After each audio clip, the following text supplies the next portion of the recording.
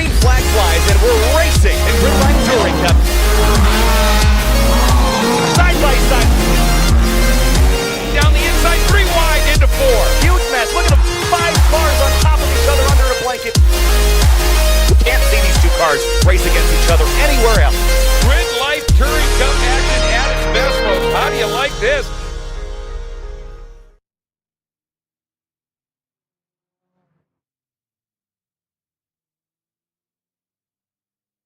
Hello, everybody, and welcome to Carolina Motorsports Park, located about equidistant between Columbia, South Carolina, and Charlotte, North Carolina. It is a gem of a club track, if you will. Very challenging, very fun, and we have a massive field of cars that are coming out for the opening race of the 4 that will be unfolding here in the GRIDLIFE Touring Cup. And we're going to get right to it and take you through this huge starting lineup. On the pole is Luke McGrew, and did a great job. And you think about the weekend he had at the opening round at Circuit of the Americas, he is keeping that alive, has earned 3 more points for the pole. The guy who chased him most of the time at COTA qualifies second, the number 41 of James Houghton. And James gets 2 points for that pole position.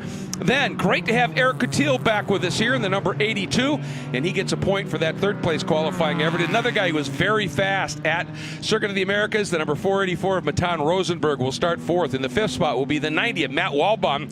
Some big news for him, starting 6th, the 99 of Ronnie Vidoc. Great to have him back with us. Starting 7th, what a debut he made at Circuit of the Americas, the 330, that sort of goldish bronze-colored BMW. Eric Magnuson, what a gun he has proven to be. Starting 8th, the number 236 is John Kozlow. Starting 9th, the 129 of James Cathers, who was very fast at COTA, as was our 10th starting driver, the number 184 of Eric Jensen.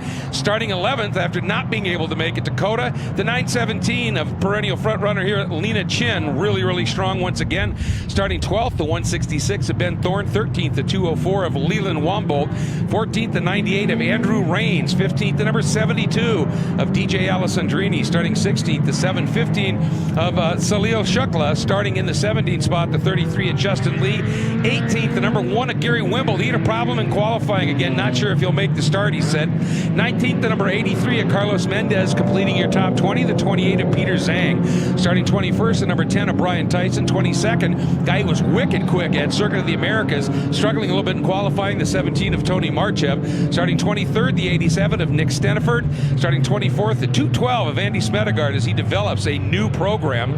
Starting in the 25th spot, the number 4 of Adam Ulrich. Starting 26th, the 888 of Dai Nguyen. Starting 27th, the 124 of Peter Collins. Starting 28th, one of the fastest guys on the planet in track at time attack track battle, the 86 of Jackie Ding. Starting in the 29th spot, the number 84 of Tom Lathrop. Starting 30th, the number 9 of Adam Griffith. And we are racing. And you can see really close quarter stuff. And Houghton sneaking through, picking up the point. That was huge for him to get in front of Luke McGrew, who absolutely dominated at Circuit of the Americas. Joining me for the call as Kyle Heyer, recovering from a bit of an illness here, as McGrew looks to the inside on that red and white Acura, not able to sneak through. Is great to have Chris Drum with us. And Chris, you've had a lot of races here at this track. You're very familiar with it, and really important here to qualify well. It's not a great place to be able to pass, but what do you need from the car to be quick here? Yeah, well, I mean, especially going into turn 1 on the race start, you know, we saw Eric Magnuson in the 330 there try to go 3 wide. You know, it's a very short race start. You have maybe a couple hundred yards down to turn 1. So you really need the car to brake well and rotate well. CMP has always been very difficult on brakes, and so braking is the primarily method of overtaking. So especially into turn 8, turn 11, those are your key areas. So right here we see Eric Coutil trying to get the nose in on McGrew, and successfly does. Oh, and look at Matan Rosenberg going for the lead as well. He had a great start, started 4th, and now going for the lead, and he's got that overlap, and so Houghton cannot just exit right out to the exit point of the corner. If a car has any overlap on you, you have to give him racing room. Those are the rules. And look at Matan go super deep, but Houghton had that inside line. Is he going to be able to maintain it? Looks like Matan has cleared him. We have a new firm leader, but look at the charge here as well. Is that Ronnie Vidak coming in and having a great run as well? Yeah, it's looking like Houghton's having some trouble in the race compared to his competitors. He's definitely falling back in the braking zones. Oh, and you can see there the number 7, the black vet of McGrew, tried to get around after Houghton's momentum was a little bit messed up, tried to sneak through, and these two still side by side in their battle for 4th, and that's Vidak, and I'm not sure. Oh, that's Coutil. So those two are still side by each here, and then Magnuson lurking in that kind of gold. And look at this again. Now McGrew able to slide through, but Houghton maintains that overlap. And this is a very long run, isn't it, here? Yeah, into turn A especially, there's a little bit of an elevation difference into this braking zone, and it definitely gives you help. The front-wheel drive of Houghton, though, definitely gives him an advantage on the straight lines. We definitely see him trying to drag race those Corvettes and actually winning. Well, the interesting thing is, we've said it many times, the front-wheel drive car, the front tires do everything, so it's kind of easy to overdo it, but he's become very adept at it. And look at that beautiful move by Coutil as he just wraps his way around the outside of the number 7, once again, of your pole sitter, Luke McGrew, and now Ronnie Vidak coming after him. In that heavier Corvette now, you talked about brakes, and obviously tires can be a problem as well. You got to protect at this track a little bit, don't you? Yeah, absolutely. CMP is very difficult on that, and in a way it's a bit of a giant autocross course, especially in this turn 11 through 14 section. It's real, technical, so right here is going to be very important to not burn your stuff up early in the race. Boy, and Matan Rosenberg, maybe he just decided, look, I got a shot at it here. I'm going to go as hard as I can, and if I burn things off a little bit, so be it. Maybe I'll have enough of a margin. And because this place isn't an easy place to pass, so we've got a yellow flag out, not sure for what. Rosenberg's already gone, and you can see now Magnuson and, it's Steniford has had a problem, and they've already got a vehicle out there. Looks like they may have decided to drive that vehicle out. Maybe he was able to get it restarted. And here, this is such a tricky section of track. It's known as the carousel here, but it's really a 3 apex series of corners, isn't it? Yeah, where we see Magnuson going through here, you have to be really careful to not early apex, otherwise you'll kill your run down the straight into 8, and then you'll have a car just drag race you the entire way and be able to kill you into braking. And, that's the thing. When you get a track like this where so many of the corners are sort of tied together, you make a mistake in one corner, it can affect you 3 corners down the road because it takes a long time to get that momentum built back up. Yeah, and especially with the power to weight of these GLTC cars, a lot of these cars on the field are making 230 wheel horsepower. And so if you make a mistake on corner exit, it's going to really suffer in the long run. And the top 6 in qualifying were covered by right around a second. I mean, really, really close. And I'm wondering here right now if for McGrew, remember now the new rule in the GRIDLIFE Touring Cup, it used to be after each race on a weekend, you'd get rewards weight. Now you don't. You go through that weekend, but then you get it in between the 2 races. And he's because he won 3, actually won 4, but, if you get 3 wins, the first one's a freebie, then you get a % for every win. So he's maxed out. He's carrying 3% of the body weight of that car now as rewards weight. And is that causing him maybe, do you think, here to be a little bit more patient? Yeah, and it also may be affecting how his tires heat up and all as well. And then there we see Rosenberg, speaking of burning your stuff up, he lost over almost a second to Houghton that lap. So he's closing in, so we'll see what he does. Yeah, and I wonder if Matan just had that opportunity and decided to just go and see what happens here. And a guy who's always been incredibly quick on these tighter technical tracks is Eric Coutil, and he is absolutely hounding Houghton right now. Those both front-wheel drive cars and really, really good drivers. Yeah, and if we see through the carousel there, it looked like Coutil took a little bit of an early turn-in line trying to get some overlap with Houghton, but then Houghton's created a massive gap down the straight because Coutil was not able to get as good of a run out of the corner.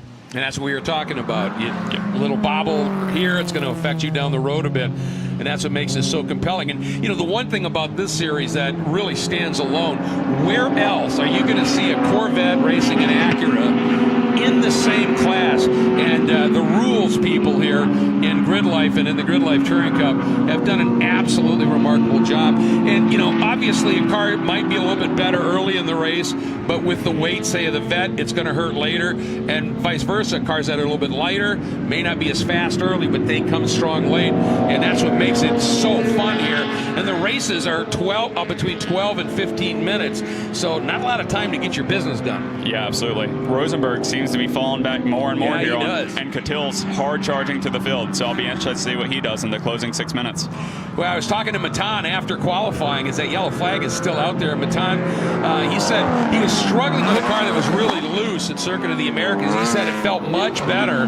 And conversely for Houghton, he was having a problem at Circuit of the Americas and in the practice and qualifying here.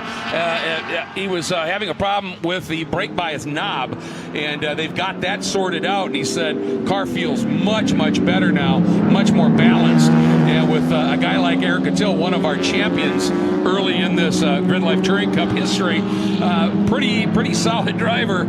If he's on your 6, you're going to need everything you've got in your quiver to keep him back there. Yeah, absolutely. And car setup's super important around here. I was talking to Eric Magnuson earlier, and he was talking about a spring race in Coda, and his car is good there, according to him. But here he says it's way too stiff, and he needs a softer car. So I actually saw him in the paddock taking caster and camber out of the front of the car. Oh, look at Cattill. He's got overlap now. But he's going to be on the outside here. But again, if he's got that overlap, Houghton really pounding that curb. You can see it unsettled the car. And that may have been just enough as Cattill now heading in to this really, really snug corner here, turn number 11, and had that line. And there was really nothing Houghton could do. And look who's starting to find some speed now, maybe Luke McGrew. That group of 4 right now, Chris, is up by about 3.3 seconds or so ahead of Ronnie Vidak and the rest of the pack. Yeah, and Cattill's definitely faster in the 11 through 14 complex here. All the tight stuff, Cattill is on rails right now. He's making a solid charge up, and he is now just a tenth or 2 off Rosenberg in the lead. Yeah, this is going to be some great stuff. And that yellow flag, so they got Steniford cleared off. So now you can pass into turn 1 again. And it's really interesting to me, this turn 1, 2, 3 complex, about how you drive the exit of 1 can really affect you all the way through 3 and up into 4. Yeah, and 3, it's super important to take that curb on the inside, and the exit curbing is a little rough. So it's, in a wheel-to-wheel race, it's especially a little tricky. Look at Cattill. You can see Matan getting a little wide as he came through 4, setting up for 5. Now Cattill hammers that curb, and you can see it just enough to unsettle the car. And there's a little bit of grunt, obviously, in that Corvette, and it's more torque than just outright horsepower, but it pays off. And yet again, we're seeing Cattill sacrifice the corner exit on the carousel, trying to get an overlap, and he's suffering down the straight because of it. He's pretty savvy. We'll see if he starts to adjust on that. And working this long run, 8 and then 9 here. And 9, man, this is a quick corner. And then 10, faster still. Yeah, I definitely expect to see a charge through Cattill here in the 11 through 14 complex. He's been fantastic through there all race, and I think Matan's starting to fall off. Well, let's see what Cattill is going to try and do. And the problem for Eric is if he tries something on Matan and gets blunted a bit, Houghton is not just going to sit there and just let that opportunity go. Houghton does have fast lap, but as you can see right now, Cattill dives to the inside, lights up the brakes. They are now side by side through the final turn, 14. They are still side by side. Matan, you can see him light the rears up a little bit, lost some drive, but he's just got a nose ahead. White flag, 1 to go here. We're on the final lap, and here comes McGrew on the outside of Houghton. It's for all the marbles right now. Cattill sweeps the outside. Matan clops that curb a bit, and that gives Cattill enough of a margin. Houghton has held on in front of a very persistent McGrew here. McGrew actually had the nose ahead, Chris, when they crossed the start-finish line, but Houghton was able to drive a little bit better line. And now what can Matan do right now? You can see his car starting to get pretty loose. Yeah, he's just got to focus on driving out of corner exits here. His only real opportunities to overtake for the remainder of this race are right here into turn 8, which it doesn't look like he's going to get a run, and then on turn 11 into the kink, or after the kink. So those are the big major braking points, so he's got to really do something. But now Houghton's on his tail too. Yeah, I mean, he didn't really gain anything on the acceleration run out of 8 and 9. And now into this wickedly quick kink here, turn 10. They're carrying some serious speed here. And yeah, now Matan's mirror's kind of filled up with Houghton. He's been able to drop McGrew closing in. Yeah, and then we got Magnuson in P5 as well, leading that last pack. But I think Cattell, if he can keep it under him, he's got this. And he's not a guy that's particularly prone to mistakes. He's a pretty solid driver here. Yeah, all right, to the last corner here. Let's see. Yeah, he's got a margin here, but look at Swenson. Swenson, excuse me, McGrew. That was a Swenson-like move. McGrew down to the inside, but Cattell. Oh, we got a drag race. He's going to make it, but the podium not decided. It is an absolute drag race. You called it, and McGrew noses ahead just enough and grabs that third spot. Houghton still holds the fast lap, but wow. And then Magnuson hangs on for that fifth spot over Matt Waldbaum in the number 90. And I'll tell you, Waldbaum made a big investment in this championship this year as he decided before his opportunity, his first race is here. He didn't get Dakota and put a DSG sequential box inside that car. That's a pretty significant investment here. Yep. It allows you obviously to be able to shift a lot more efficiently, but I'm sure there's a bit of development going on, so not a bad debut for him. Yeah, absolutely. And then you also have to think of the penalty that you have to take due to the balanced performance in the GLTC rules. So, I mean, he's suffering on the power to weight front compared to his competitors. Yeah, that's true. That's a big chunk. And that's how the rules work in this.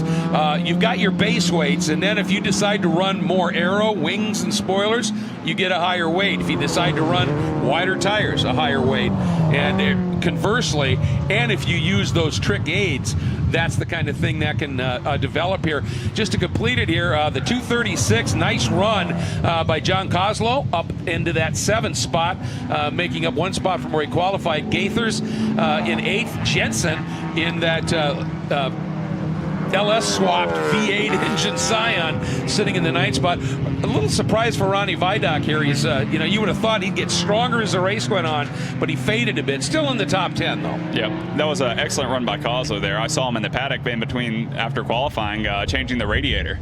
So one of his competitors happened to have the exact radiator for his car, but in qualifying, a rock came up and nicked one of the cores, and so it was spewing water out of the grill. So nice job by Kozlow to get that done and make the race. And look at that wind blowing in the background here. And this is, one of the things about this track.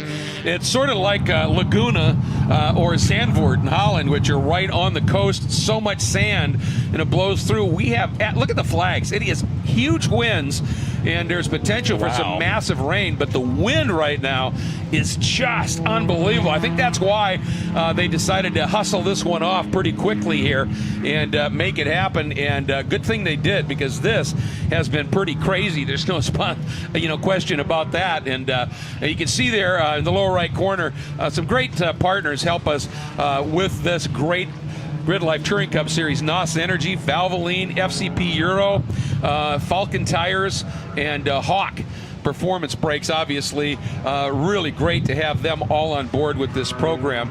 And boy, that's amazing, the strength of that wind out there. I think it's lucky we got this one in when we did. Absolutely, yeah. I want to go back to that last lap pass by Cattell. Sure. That was a great job managing to stick the inside of turn 1. Now, you notice he didn't get the pass done in turn 1. He and Rosenberg were side all the way through 1 and 2, but hugging the outside of 2 there, that's when Cattell sealed the deal. So the outside of 2 is a very underrated place to pass at CMP, and he got it done there. Yeah, that was a very, very sweet move. And I think that, we saw Matan really hit that curb. And, that will, even a car like that Vet, it'll unload it enough that you just, it unsettles it a bit. And, and so nice to see Eric start off his season here with a really strong run like that. He's had he's so fast, he is so accomplished, but he's had some horrific luck off the track as well as a couple of times on the track, and nice to see him put one together like that. That was a savvy, experienced racer's win. Yeah, absolutely. He drove through the field what he needed to, and he did it in the brakes. Yeah, absolutely beautiful run. So the first of 4 races is in the books here, and this wind is absolutely unbelievable. And we have a race, another one coming up here, so we're not quite done. We've got the second of the Rush SR Series races. We'll talk more about that when we come back to an incredibly windy Carolina Motorsports Park right now for the GRIDLIFE Festival Tour, which happens to be sponsored by Toyo.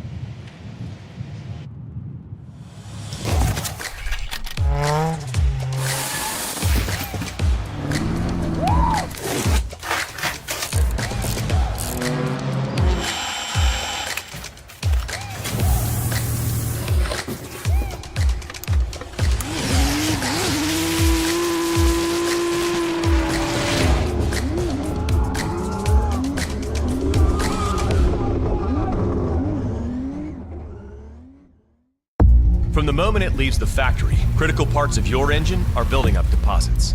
And at Valvoline, preventing these damaging deposits isn't enough. We've revolutionized a way to reverse them. Introducing Valvoline Restore and Protect.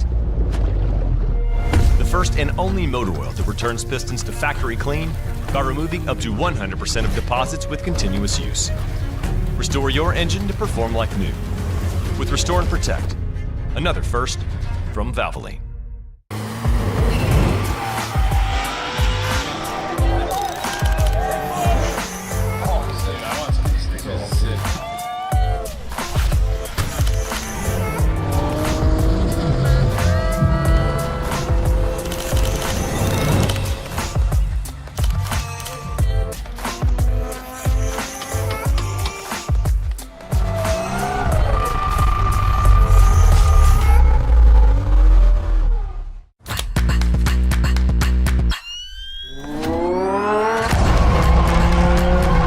Did you energize yet today? It's time to NOS up. Get after it. High performance, year-round traction, long tread life. It's one tire with multiple personalities. Introducing the Azenas FK460, Falcon's all-new ultra-high performance all-season tire. With an advanced rubber compound that delivers confidence through every curve, in any condition, all year long, making the seemingly impossible possible. Learn more about the Azenas FK460 at falcontire.com.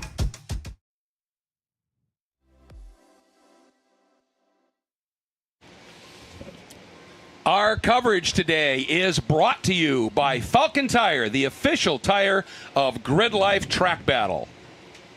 And by NOS Energy Drink, the official energy drink sponsor of GRIDLIFE and the title sponsor of the NOS Energy Track Battle Time Attack Championships, all part of GRIDLIFE. And as we're looking at this incredibly windy scenario here, this is going to be fascinating because our next group coming out is the Rush SR Series. And one of the things that's really cool about this, they made their debut with us at the end of the year last year. And they are really cool little prototypes. And it went so well that they have signed on now, and GRIDLIFE is the official sanctioning body of their prime racing series, the GRIDLIFE Rush SR Championship. And they are getting ready to come out and put on a show. Now, they are little pocket rocket prototypes. They're so fun. This wind could be really interesting how it affects them. But, since we've got somebody with so much experience here at this track, Chris, let's take a look at the track map, and we can talk a little bit more about the critical areas here as you take a look at the layout here of Carolina Motorsports Park. And the start-finish line, there's that turn 1, 2, 3 complex we're talking about. But how tricky is that 4 through 7 section? Yeah, that 4 through 7 section is absolutely critical. You can roll a ton of speed on entry into 4, but then track out through the 6 and 7 portion. I mean, that makes or breaks your turn 8, because that is the longest straight at Carolina Motorsports Park. Then through 8, that quick flick at 9, then a very fast turn 10. One of the hardest braking turn is 11, and then through that sort of second carousel almost, if you will, right back up and then into an incredibly important turn 14. One, a great overtaking area, but also the last corner before you get onto the front straight. And if you overshoot 14, you're crawling all the way down that front straight. So you might want to try that last lap pass, but you might be really slow coming out and lose 2 spots. Yeah, and as we saw in the GLTC race in the very last corner, Houghton and McGrew got the better drive out of the corner and was able to secure that final podium spot. And that's the key right there, and that's why that is such an important turn here. Let's now take a look at our starting lineup for what's about to unfold here, and this should be absolutely spectacular. These guys put on such a fun show, and can't wait to see what they're going to uncork for us. Now, there's in the number 8 car is a guy, they're calling him the Rush Stig. We don't know who it is, taking a page from Top Gear, but he put it on pole in their qualifying session, won the first race with Ryan Leach. That's the number 8 for the Stig. The number 56 of Ryan Leach was second. That's where he finished. Third was the 28 of John Romali. Fourth, the 74 of Jason Oler. And that top group of 4, that's how they qualified. That's how they finished. Look at the wind out there, and look at those little cars. I mean, they got 1 liter inline 4 inches, high revving, aero, pretty effective aero on the cars, but they're so lightweight. This wind, I would think they would be moving around like crazy out there. Yeah, absolutely, and it looks like it's starting to rain a little bit, that too, which is very interesting with the spec semi-slick tire that these Rushes run. So it'll be interesting to see how that develops throughout the race. And the whole concept of the Rush SR is a car that you can purchase and go racing with for, and racing's expensive, but relatively very little money. I mean, turnkey, you can go racing for under 40 grand and have performance on the level of a GT3 Cup car when you take the horsepower versus the weight. Plus, you've got full sequential shift. Plus, you've got these massive brakes on the car. I mean, the performance of these things, the bang for the buck is ridiculous. Yeah, and I think one of the big selling points of the car is actually the cost to operate. I mean, they're marketed at $100 per hour. So with the low cost of tires, how long brake pads last, and other items, I mean, it's an awesome track day toy. And the cool thing is look how small they are. If you've got an area that's got a big go-kart track, they'll work and race there. So if you're in a local community, you don't have to buy a racing license for a full-on racing sanctioning body. You can go to one of those tracks, and they'll have track championships too. So it's all pretty cool and just great fun. There's no question about that. Guy that I want to call some attention to, he qualified in the 7th spot, ended up working his way up into the top 5. Guy named Suelio Almeida in the number 10. I got the chance to announce him last year. I do some announcing for a series in Florida called FARA, and they had a series called Formula Inter, which is slightly older F4 Ligier chassis cars, and he made his name as a sim racer and a coach, but he's become a very heavy influencer in the social media world. And so he, came in and was doing this Formula Inter and documented everything. Turns out he's a pretty decent actual road racer as well. Has had some success internationally, and but one of the things he's doing is he's now trying all these different forms of racing and kind of documenting it. And like I said, this is, we got a field of 19 cars here, 20 I think actually. One didn't get to qualify, which was Logan Hadel, but he did go out and race, and he qualified 7th, went to 5th, and it's just great to have him in this championship. That number 11 right there, Sam Reed, in the first race had an early spin, but was able to fight his way back up and into the top 10. So there's some guys out there that can certainly wheel. Yeah, and I think we're seeing more and more nowadays of the sim to actual track experience. You see Formula One world champions like Max Verstappen. I mean, Formula One's really just a hobby for him. He sim races all the time, and he Formula One races for fun, and he's very excellent. But we see more and more. Yeah, exactly. When we're seeing more and more of this, I'm seeing competitors in other series. They'll start on sim, and then they'll develop into fantastic road racers. Absolutely. It's, that movie Gran Turismo that's out, Jan Martinborough had the opportunity. His first Le Mans was when I was announcing, and had a chance to do an interview with him in the paddock and talk to him a bit. And, they can do it, and it's amazing to see. But this is going to be interesting here. We've still got look at the... I'll tell you, that flagman is getting a workout right now, just holding those up there. And I don't know. I think the pace car is staying out, and I think that's a smart idea. I see a wrecker that's out, or a flatbed that's out on track, so maybe somebody had a little bit of an issue here. See a cone knocked over for the cones falling over. Yeah. Well, I think it's part of the motorcycle course they have blocked off here. So I believe they're just putting that right back up so no one makes a mistake there. That's a good idea.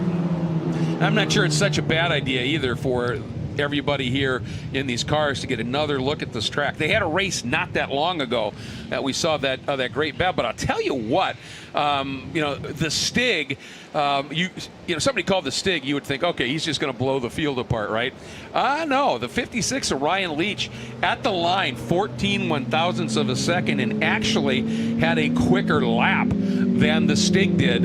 And so there's some serious racing going on at the front end of these. Yeah, seeing their splits, 700ths between their fastest laps, the two of them, I'm definitely looking forward to watching that race. Yeah, it should be spectacular here. And like I said, these little cars, they get after it. And when you got a lightweight car like this that has some pretty decent aero, if you're in a headwind, you're going to get a lot more stick. It's going to slow you down, obviously, but you're going to get a lot of stick. But if you're in a tailwind, really easy to overshoot a corner. Yeah, absolutely. Yeah. And we're seeing a lot of wind down the turn 7 and 8 straight. Yep. So that braking zone for turn 8, it could be hairy, could be easy. And you can see all the sand in the background there, and that's what's blowing around. So you, from lap to lap, kind of like we talked about Laguna or Zandvoort, you can come into a corner that the lap before had great grip on line, and now somebody's pulled a bunch of dust or that's just blown there.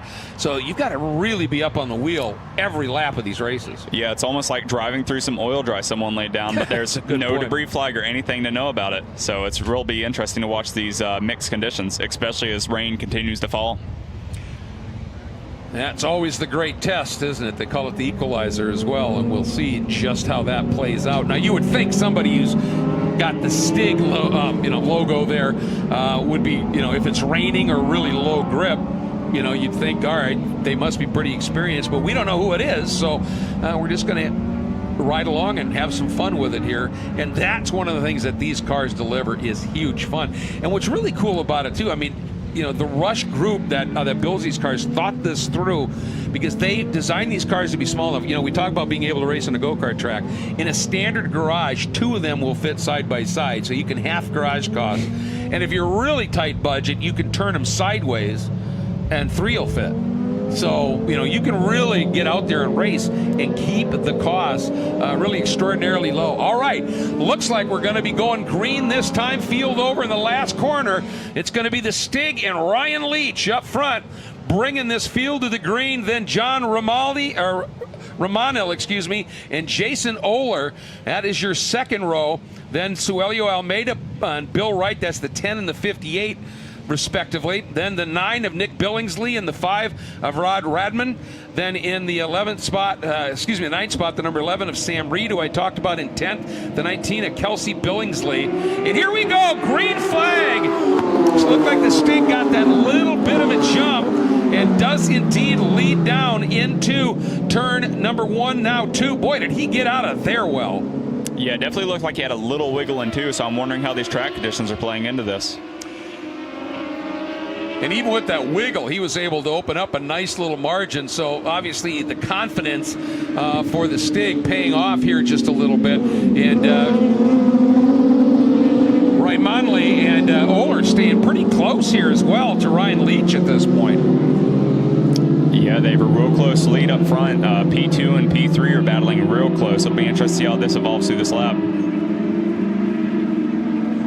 I love this shot popping out here into this section of racetrack here, and it really gives you a feel. And you can see, like you talked about, this track does not have big elevation change, but as Tom O'Gorman often talks about it, this track has texture, doesn't it? It's just those little rises and falls, but they're often placed at spots on the track where they can catch you out if you're not on top of it. Yeah, absolutely, and they're also placed at places where you can get a big advantage if you know how to use them. So there's definitely a certain home track advantage here for some of the competitors.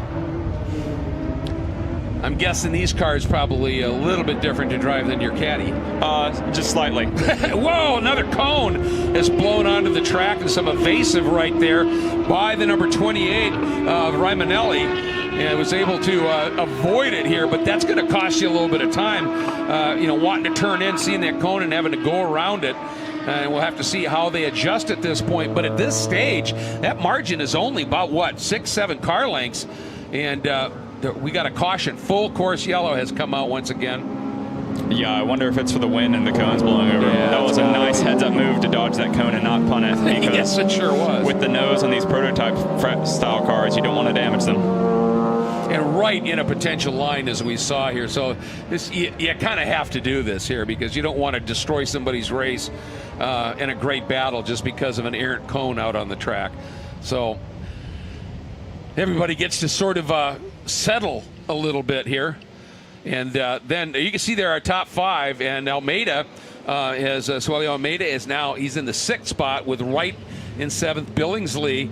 Nice job by the number 9 up into right in that top 10 battle right there, and Reed doing a nice job as well. How does this kind of, disrupt your rhythm? Now, like I said, these guys actually have had a fair amount of track time today. They had a practice earlier, they had a qualifying, also had a race, and but now that everything's so different with this huge wind out there, what are they going to be thinking about here going back to the restart? Yeah, I honestly think it gives them just a second to chill out, regather themselves. If you made a mistake on the race start, just get over that, stop reflecting, and just focus on the race. So the double yellow is a nice time to, just reflect. We saw a big gap there after the end of the first lap between Romani and Oler, so I think that'll be nice to close that up and just, refocus on getting back into the race. I think so too, and I love the fact that look at that, they've got a debris flag out there, and I think partly because of that cone, but also I think just the sand that's out there right now being blown around. Look at that background there. So we'll see what's going to happen here, but I love the fact that the ability here to to kind of reset. And, the guys that can keep their head in it a little bit better are often the ones that it'll pay dividends for. But, if you did, like you said, make that mistake, I love, your comment there, because I've often said one of the best friends a racer can have on occasion is a very short memory. Yep, exactly. And just put it behind you. It didn't happen. Just go drive. Yeah, I'll be interested to see when we go back green this battle between Romani and Leach, because Romani was closing in on there and Leach was falling back a bit. So we'll be, I'll be interested to see that when we go back green. And you're going to wonder too, Leach too, if seeing what the Stig did in 1, 2, 3, if he now goes, oh, that's what I got to do to get through there a little bit quicker. But part of it is obviously side-by-side start. You may not be in a position to drive the optimal line through that first turn. Yep, and the other thing is if he tries to replicate what Stig has done, but the track conditions have changed, he might be in a bad way. So that's very true. You suddenly have those big snap moments, and every corner on this track with this wind has to be changed. Now, the one silver lining here is whatever little bit of drizzle it looked like we had seems to have stopped, and it is blowing so hard out there that these clouds, it might just blow this right past us. So let's keep our fingers crossed, obviously, and see how this plays out here. And do remember, folks, this is the first of 3 days, but tomorrow is the big day of competition here for Grid Life in this festival tour sponsored by Toyo. And the simple fact is, tomorrow we've got 3 Grid Life Touring Cup races, right? We've got NOS Energy Drink Track Battle Time Attack Championship, 3 qualifying sessions, and the new Podium Sprint that debuted last year, which has proven hugely popular. We've got 2 more rush races and a qualifying session, and we're not even talking about the HPDE sessions, which will be primarily on Sunday, but also drifting here. There's so much going on at any of these Grid Life events, and particularly the festival tour. Yeah, these festival tours are fantastic. Just the amount of different motorsport disciplines out there. You have wheel-to-wheel racing, time attack, drifting, just people coming out and HPDing their street cars. It's absolutely awesome. And not to mention, we have the music and concerts on Saturday night as well. I was just going to say, you wouldn't believe the size of the stage that they have set up here, and it is going to be rocking as soon as we're done racing here. So that's a big draw too, these festivals. And we love, because people that come for these name acts, we hope that they'll then fall into watching this racing and then going, God, this is cool, and get involved, because that's new fans. Absolutely. And that's something that Grid Life is truly, truly invested in, and it makes it really special as well.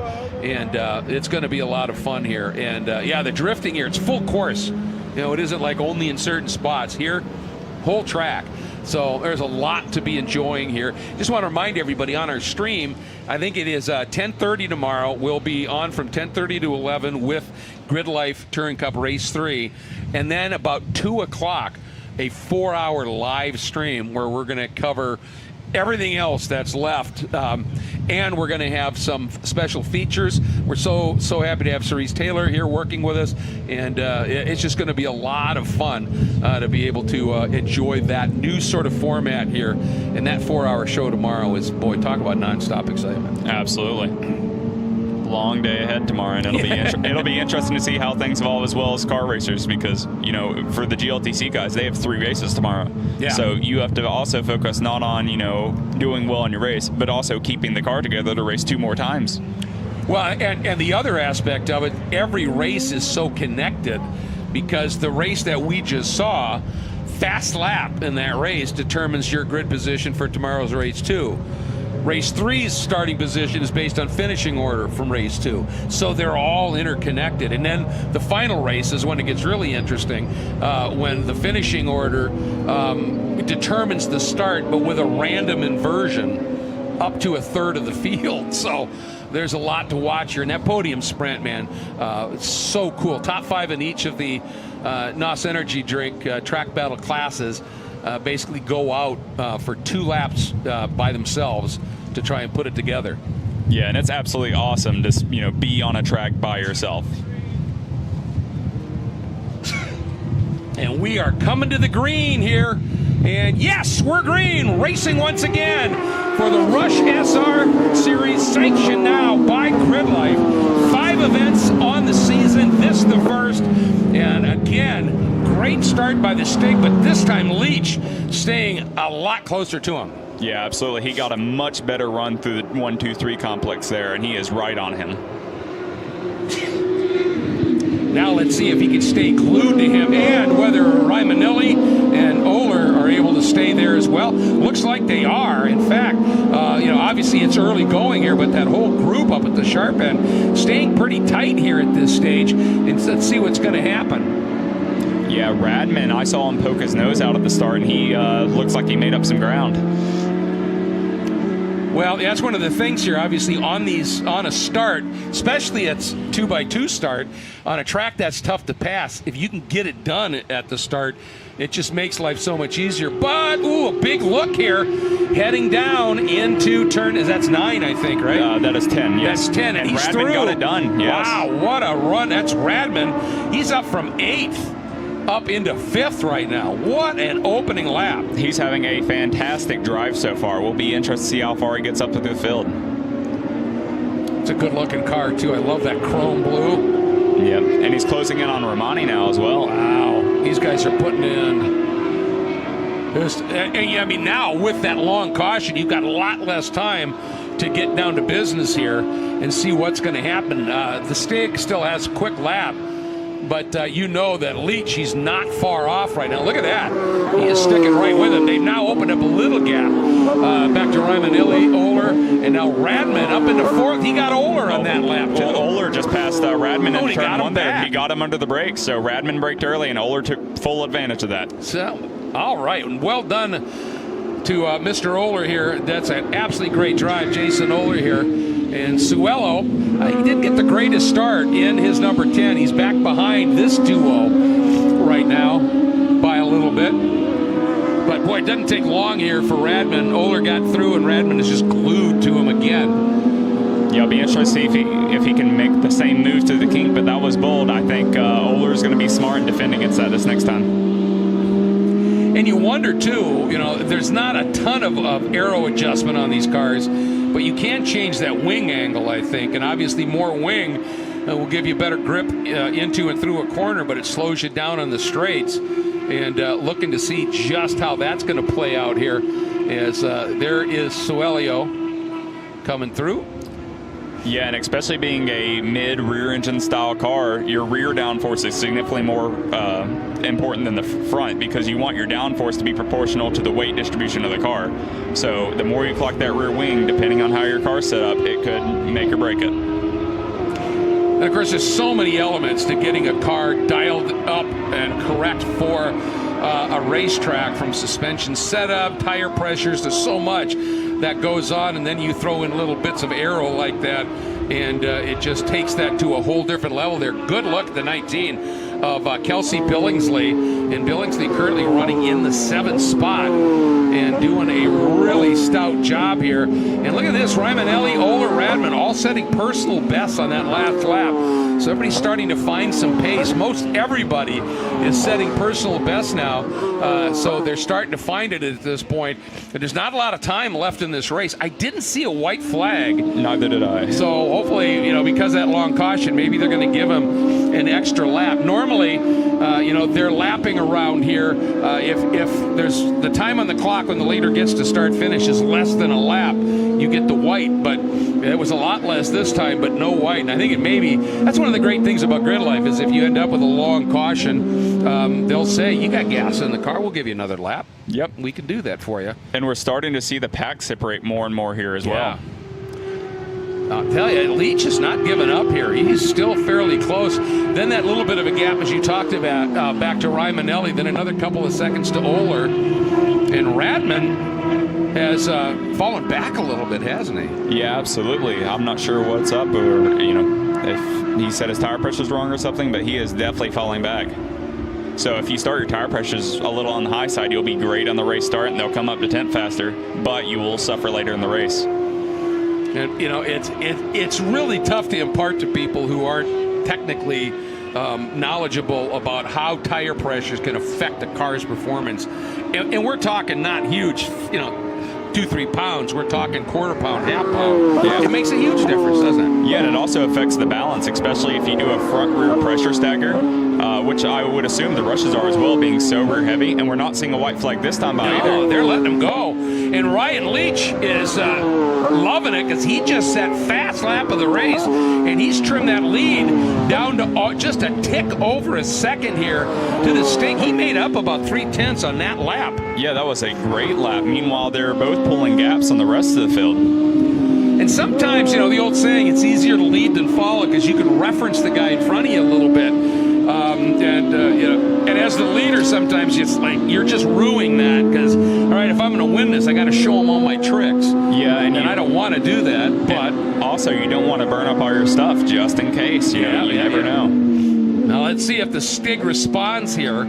It looks like that margin has stabilized here. Then there's Rymanelli, and then Oler. Yeah, everything's kind of gapped here just a little bit behind these two. Yeah, Oler's pulled out a massive gap on Radman there. I'm not sure what's going on with him. Stig, he was way wide of the apex there. Now, was that just an error? Yeah, he lost a lot of time there.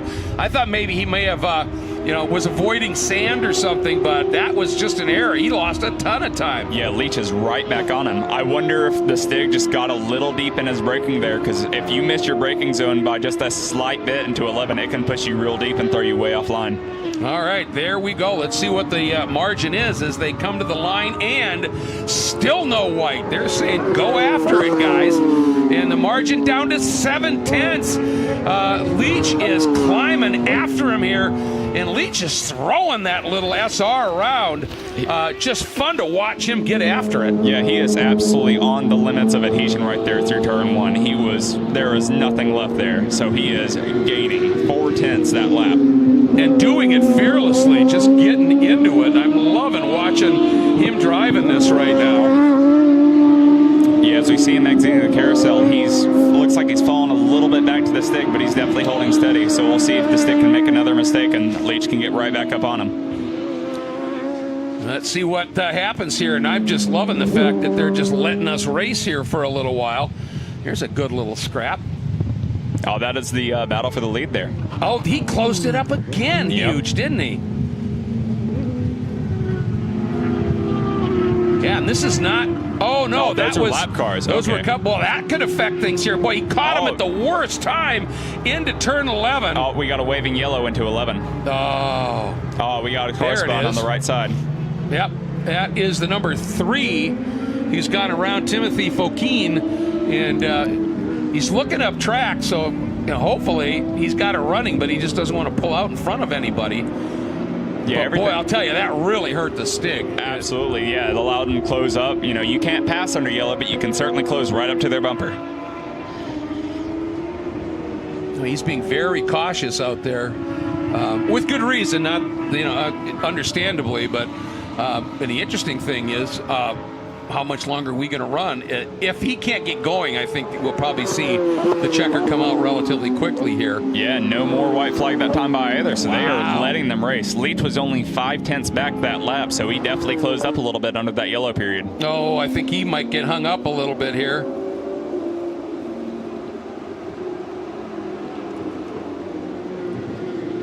And that brings Rymanelli and Oler, and didn't look like Radman wasn't close enough to be. I've got to think Radman just had a mistake somewhere that we didn't see. Big slide or ran wide or something like that. I'm not sure. He's been consistently falling back the last 3-4 laps, so I'm not sure if his setup's messed up or if he like you said, tire pressures. Yeah, absolutely. Or maybe he's got a puncture. Yeah, I would have thought if it was a slow puncture, he would have came in by now, but right. He has, you know, definitely not been doing great comparatively. I'll tell you what, Rymanelli is sticking right with these guys, isn't he? Yeah, he is right on the Group 3 lead, and then Oler's not too far back in the background, so if there's a mistake, Oler could grab a podium position. Yeah, I'm impressed with Rymanelli's response here when he got close. Yeah, I wonder if that car stalled or something because, you know, they had a full lap and they have not moved. So if that car is disabled, I wouldn't be surprised to see a white flag this time by. Leach is right on him through the turn 13. And I love this 12-13 complex. Turn in super late to 12, and then it is the definitive expanding radius corner after that, isn't it? Yeah, you really have to work on feeding throttle as you're opening up the wheel. And so, look at this. He got a run, too. Oh, he is gaining ground on that front stretch. He's got a nice draft, and the white There's flag the white. this time Here by. it is. He's looking to the inside, down into turn 1. I don't think he was quite close enough. However, the Stig ran wide. Again, Leach in the attack mode right now. Rymanelli staying close enough, thinking, I've got an opportunity here. And then, as you mentioned, a little bit of a gap back to Oler right now. But we're going to see how this plays out. But, boy, Ryan Leach is in full attack mode here. Yeah, there was a little bobble by him in 2 trying to, you know, stick it more to the inside of the Stig, but he is right on him. A tenth of a second that time by. Oh, it's so close. And just don't make a mistake coming through 6 and 7. Looks like he is staying relatively close. And it's all going to be about, right now, 8. And, you know, best opportunity here, clearly into 11 if he can do something. Right? Yeah, absolutely. But is that car still there? That could be negated if that yellow's still out. Absolutely, and we've seen the Stig make a mistake into there as well before. Yeah. So, all right, that top 3, boy, covered by the proverbial blanket pretty much here. Here we go. Yeah, and we still have a car in 11, unfortunately. I saw the standing and waving yellow. So, but again, he'll have to get it done into 14 here if he wants to make this pass stick. So he'll have to be late on the brakes. If you're Stig, you just got to defend the inside. All right, let's see what happens here. Boy, I'll tell you, Leach really is good through 13. Does he have enough roll speed, though, to attack down into 14? Boy, this is just going to be fascinating here. Race 2, we get 2 more of these after a qualifying. Here we go. He's got it. Oh, Stig pits in. Something happened there, and Leach gets the win. Wow. So clearly, maybe then the Stig had something going off on the car. Maybe he ran out of fuel, given they might have lap. underfueled the race with how long it was, but because those 2 laps under yellow, you typically burn, you know, 60%, 50% of the fuel you'll burn in a green flag running, but you know that's 2 laps they didn't account for. So. Well, and it was more than 2 laps past the clock. Yep. So that may well have been it. And you were spot on, Oler. Close enough. Anything happened, he gets the podium. You called that, Chris. Nicely done. Radman, look how much time he was losing. Something was not right there. Yeah, when we came by after the first time of the waving yellow in 11, he was maybe 4 or 5 seconds back at Oler, and then 9 this time by. So either the car is falling off or he's making consistent mistakes somewhere others aren't. Yeah, exactly. And then with, obviously, the Stig having his issues, Suelio Almeida in the number 10 back up into the top 5. Kelsey Billingsley just doing a nice job. First race, Billingsley finished in the 10th spot. This one 6th, so doing a superb job. Then it's the 58 of Wright finishing in that 7th spot. And looking to see where Wright started. Bill Wright, he started in the 6th spot, so he actually lost a spot. The 11 of Reed into 8th after having started in the 9th spot. Then DiGiacomo in the number 12 sits in 9th. And then the 19 of Billingsley. Is that another Billingsley? Yep. All right. The 19 of Billingsley. Oh, that's Kelsey Billingsley is in the 19. Okay, so it's Nick Billingsley. That's where we got it there. Then Purpura, Saldana, Sanders, and the rest of the field here. Wow, that turned into a pretty fascinating race. Look for, after that start before we got the caution, looked like maybe the Stig was going to say see ya. Yeah, I mean, he had probably a 2.5 lead right in, the first, 5 corners, but then Leach was able to fire off fantastic after the double yellow and just keep it to him. Yeah, he applied nice pressure through the following laps and was able to hold on and get the win. Yeah, truly did. It was great to see here. And I'll tell you, I'm really enjoying these little prototypes. And again, they're all spec. They're all built to the identical spec. So it's really down to the driver and the driver with the crew, getting the setup on the car dialed in. And, that's all part of the process. And we've got some drivers here that are probably looking to move up. This is a cheap way for them to go racing, again, relatively. And others are just here just for the pure fun of it. And that's a great mix. Yeah, absolutely. And, we focus on the drivers in most forms of motorsports, but it really is a team sport. It's all about the team behind you, your engineers, your setup guys, the guy getting you to and from the track. So it's a real team effort. So definitely great job to their team there. Yeah, and speaking of team, a group that we just saw here in this huge wind, and especially if it had started to rain, is the corner workers and the marshals out there. You can't go racing without them, and they're the eyes and ears on a road course of race control. It's not like an oval where race control can see the whole thing. You got to have them, and they do a fabulous job. Yeah, the corner workers are absolutely the unsung heroes of any sort of racing organization. All right, so that wraps up our first show of the weekend here on the GridLife live stream. We've got 2 more, one tomorrow at 10:30 for a half hour, which will cover the second of the GridLife Touring Cup races.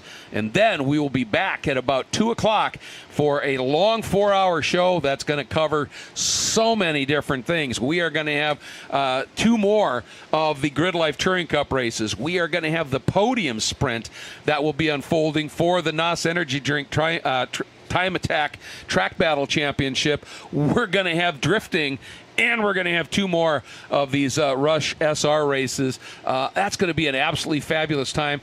Chris, thanks for filling in for an absent Kyle Heyer, who's just not feeling very good here, and great to have you here filling in for him. I'm Greg Creamer, and thank you so much for tuning in, everybody. And remember, be back with us 10:30 Eastern Time tomorrow. GridLife Touring Cup, race number 2. Gonna be a great one. We'll see you right back here at Carolina Motorsports Park. Owning a car can be expensive. It can also be confusing. What? And when things don't go right, there's no doubt it could be frustrating. But it can also be a lot of fun. And for those reasons, FCP Hero exists. Check this out.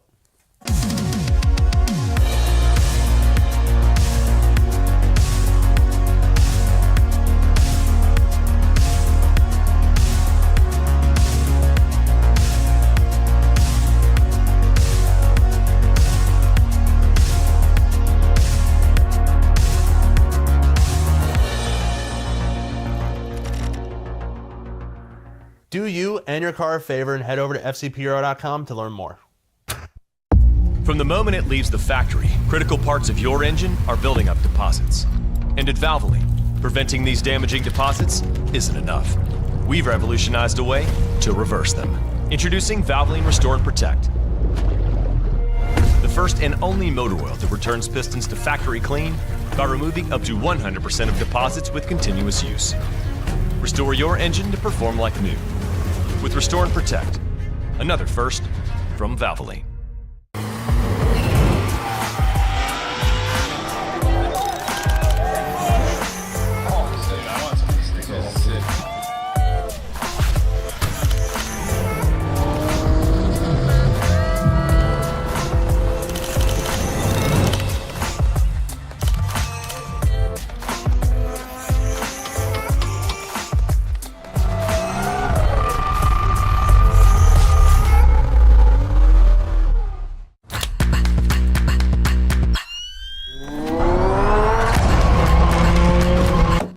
energized yet today?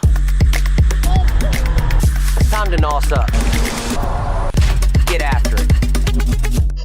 The Falcon Azenas RT660 is the enthusiast choice for ultra-high performance. Engineered for predictable handling and stability, the RT660 provides maximum traction both on and off the track. Your competitive edge has arrived with the Falcon Azenas RT660.